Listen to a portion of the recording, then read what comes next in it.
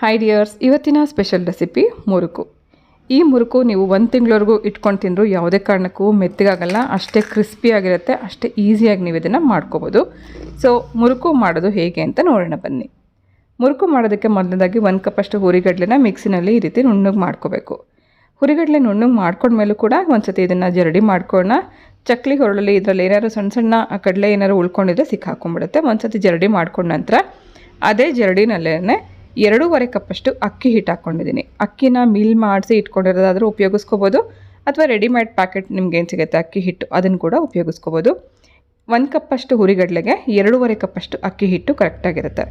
ಅದಾದ ನಂತರ ಖಾರಕ್ಕೆ ತಕ್ಕಷ್ಟು 1 ಸ್ಪೂನ್ ಅಷ್ಟು ಖಾರದ ಪುಡಿ, ಹಾಗೆ 1 ಸ್ಪೂನ್ ಜೀರಿಗೆ, 1.5 ಸ್ಪೂನಷ್ಟು ಬಿಳಿ ಎಳ್ಳು, ರುಚಿಗೆ ತಕ್ಕಷ್ಟು ಉಪ್ಪು ಹಾಕಿ ಒಂದ್ಸತಿ ಇದನ್ನೆಲ್ಲ ಚೆನ್ನಾಗಿ ಮಿಕ್ಸ್ ಮಾಡ್ಕೊಳ್ಳೋಣ. ಈ ಟೈಮಲ್ಲೇ ನೀವು ಇದಕ್ಕೆ ಉಪ್ಪು ಖಾರ ಅದನ್ನೆಲ್ಲ ಟೇಸ್ಟ್ ಚೆಕ್ ಮಾಡ್ಕೋಬೋದು. ನಮಗೇನಾದ್ರು ಉಪ್ಪು ಕಮ್ಮಿ ಇದೆ ಅಂತ ಅನ್ಸಿದ್ರೆ ಇದೇ ಸಮಯದಲ್ಲಿ ಹಾಕ್ಕೊಂಡ್ರೆ ಕರೆಕ್ಟಾಗಿ ನಿಮಗೆ ಮಿಕ್ಸ್ ಮಾಡ್ಕೊಳ್ಳೋದಕ್ಕಾಗುತ್ತೆ.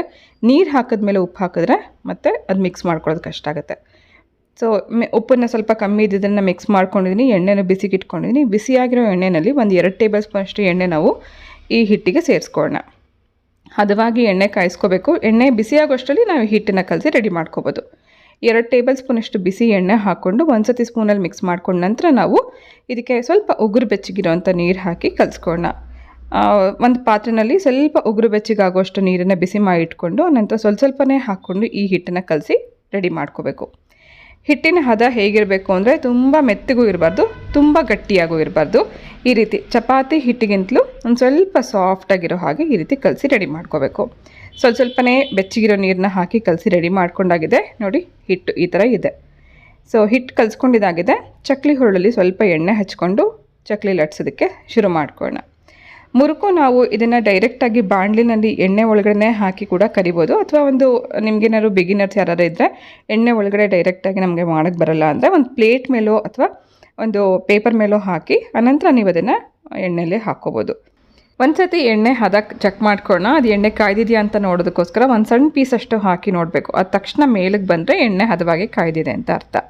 ಇನ್ನೂ ಆ ಹಿಟ್ಟು ಕೆಳಗಡೆ ಕುತ್ಕೊಂಡಿದೆ ಅಂದರೆ ಇನ್ನು ಸ್ವಲ್ಪ ಎಣ್ಣೆ ಬಿಸಿ ಮಾಡಿಕೊಂಡು ನಂತರ ನಾವು ಅದರಲ್ಲಿ ಚಕ್ಲಿ ಹಾಕ್ಕೋಬೇಕು.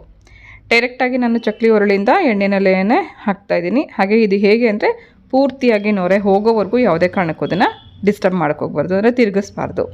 ಚೆನ್ನಾಗಿ ಅದ್ರ ಮೇಲ್ಗಡೆ ನೊರೆ ಎಲ್ಲ ಕಮ್ಮಿ ಆದಮೇಲೆ ನಾವು ಇನ್ನೊಂದು ಕಡೆಗೂ ತಿರುಗಿಸಿ ಸ್ವಲ್ಪ ಬೇಯಿಸ್ಕೊಳ್ಳೋಣ.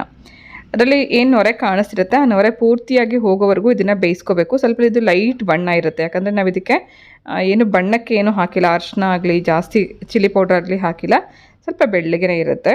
ಸೊ ನೋಡಿ, ಗರಿಗರಿಯಾಗಿರೋಂಥ ಚಕ್ಲಿ ರೆಡಿಯಾಗಿದೆ. ಈ ಥರದ ತಿಂಡಿಗಳು ಹೊಸದಾಗಿ ಮಾಡಿದಾಗ ಸ್ವಲ್ಪ ದಿನಕ್ಕೆ ಅದು ಗರಿಗರಿಯಾಗಿ ಇರುತ್ತೆ, ಸ್ವಲ್ಪ ದಿನ ಆದಮೇಲೆ ಮೆತ್ತಗಾಗೋಕ್ಕೆ ಶುರುವಾಗುತ್ತೆ. ಸೊ ನಮಗೆ ತುಂಬ ದಿನ ಇಟ್ಟಾಗಲೂ ಅದೇ ರೀತಿ ಗರಿಗರಿಯಾಗಿರಬೇಕು, ಕ್ರಿಸ್ಪಿಯಾಗಿರಬೇಕು ಅಂದರೆ ಈ ಸ್ಟೆಪ್ನ ನೀವು ಉಪಯೋಗಿಸ್ಕೋಬೋದು. ಒಂದು ಸೈಡ್ ನಾನು ಇದನ್ನು ನೊರೆ ಹೋಗೋವರೆಗೂ ಚೆನ್ನಾಗಿ ಬೇಯಿಸ್ಕೊಂಡು ತಿರುಗಿಸ್ಕೊಂಡ ನಂತರ ಅಲ್ಲೆಯಿಂದ ಎಣ್ಣೆ ಒಳಗಡೆ ಇದನ್ನೆಲ್ಲ ಪುಡಿ ಮಾಡ್ತಾಯಿದ್ದೀನಿ.